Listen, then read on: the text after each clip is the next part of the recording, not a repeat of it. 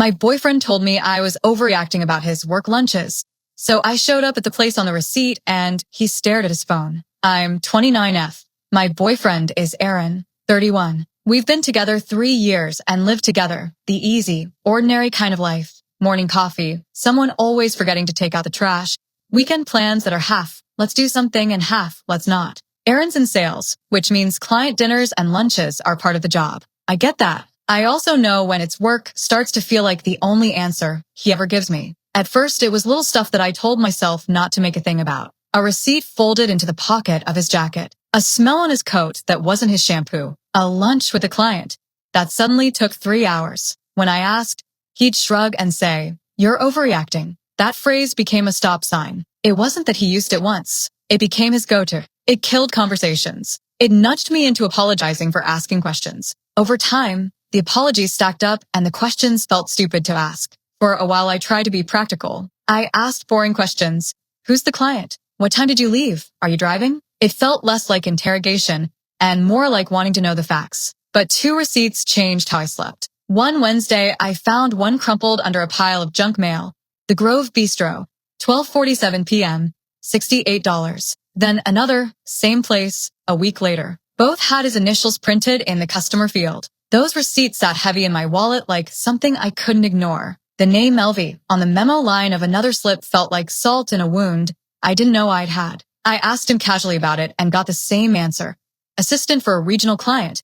Nothing to worry about. The word overreacting came out like a shield. I started to feel ridiculous for keeping track of paper like a detective. But paper is honest in a way people aren't. Dates, times, amounts. They don't smooth themselves over with charm. Then came the weekend we had his parents over for a barbecue. He hovered over the grill, checking his phone too much.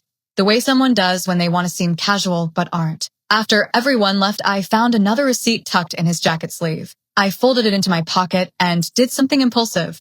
I called the restaurant, asked about the reservations, and then drove there. Sitting in the corner of that bistro felt like a dare. The light was warm, the clink of plates filling the room, servers moving with the practiced calm of people who've watched other lives unfold at their tables. 20 minutes later, Aaron walked in with a woman I'd seen tagged in a coworker's post. They sat at the table I'd picked, laughing. He pulled out his phone and started scrolling. He didn't see me until later, and when he did, the way his face closed up was small and sharp. I didn't make a scene. I walked to their table, slid the receipts into the middle, and asked quietly what LV meant. The woman's hand froze. Aaron's voice got small at first, and then defensive. He told me it was work. He told me I was making a scene. He said the word he used all the time. "You're overreacting." People at nearby tables glanced over. A server slowed his steps. The woman stood, murmured she hadn't realized I'd be there, left. Aaron looked at me like I'd tripped over something he had been trying to hide. That moment, the receipts on the table, the way he avoided my eyes, did something that months of asking hadn't done. It pulled a private story into a public place and made it obvious that his work lunches and my receipts didn't line up the way his answers suggested. Update, next morning. We didn't yell at the bistro, but we argued in the car. He accused me of ambushing him. I accused him of hiding and of using the overreacting line to stop conversations. That same afternoon, his manager called me, trying a careful, neutral tone.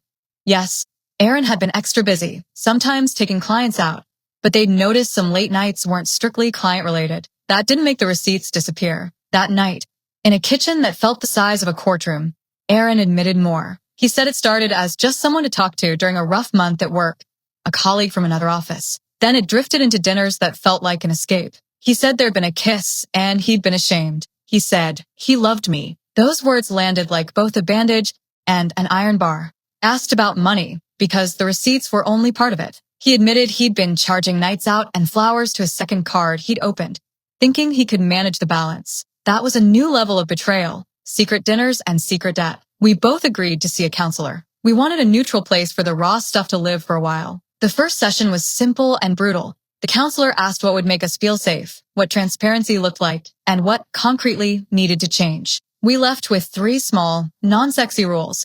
Open calendar access, no new personal accounts without telling the other, and regular money check-ins. Update, 10 days later. Those first 10 days were a bruise. Aaron closed the second card and called the bank. He showed me his phone with texts that were intimate in a way that made my stomach drop. He apologized a lot. He did practical things. He took a look at our joint budget, started tracking expenses in a shared spreadsheet, and paid down part of the balance. Those moves mattered because they were measurable. They didn't fix how hollow the week felt, but they made the ledger less terrifying. Friends reacted in that small, human way.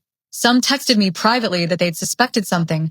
Others avoided the topic. Aaron's colleagues shifted, too. Sam, the guy he'd been meeting, stopped showing up at the same team events, and the rumor mill in the office turned ugly for a while. That fallout landed on us both. It wasn't pretty. We tried to make the boring things count. He left his phone in the other room during dinner. He answered when I asked who he'd be meeting. We set a Sunday check-in where we actually asked about feelings, not schedules. It was awkward at first. We both tripped over old reflexes, but there was a small momentum. Update, 5 weeks later. At 5 weeks, the edges feel a little less raw. There are good days. A Saturday where we were both present.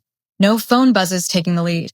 A late-night walk where we talked about nothing and meant it. He's in individual therapy now, working through why he let the lunches and texts slide into something secret. He stopped using "you're overreacting" as a reflex. That change alone makes room for real conversations. There are still setbacks. A surprise notification about a client email sends me into a spiral some nights. We argue. We apologize.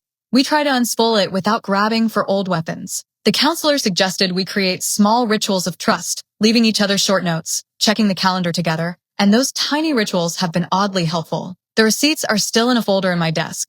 I look at them sometimes the way people look at old scars. Friends are patchy. A couple who used to be in our close orbit stopped inviting us over for a while. That hurt more than I expected, but a handful of people stuck by us in careful, quiet ways. Those quieter friendships matter more now than before. Update, 3 months later. 3 months on, the pattern that used to gnaw at me has started to loosen. He shares his schedule without prompting. He's consistent on the small things, answering when he says he will, showing up for parent-teacher nights, and not disappearing for lunches without telling me. Those small acts don't erase what happened, but they do build a different rhythm. We still go to therapy now and then. Most of the work is mundane. Rebuilding, practicing, learning how to say the hard thing without making it the last thing said. He's patient in ways he wasn't before, not because he has to be, but because he sees how the small habits matter. I've learned to ask without sounding like a prosecutor. He's learned to explain without closing down. We've had nights where the old fear flickers, a late message, a missed call,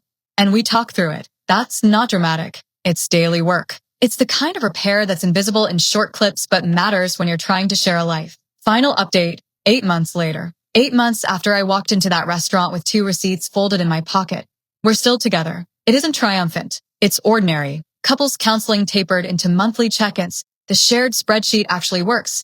And he stopped using the word that used to shut everything down. We lost a few friends who preferred the cleaner versions of the story, and that hurt. But what remains is quieter and, in a way, truer. The receipts are filed away now. They're not a weapon. They're paperwork from a time that changed us. We don't have the easy trust we had 3 years ago. Building trust has become a deliberate, daily habit. Some days are better than others. Mostly we do the small, stubborn things that mean more than any one apology. Showing up, saying the truth, and making sure the ordinary parts of life work for both of us.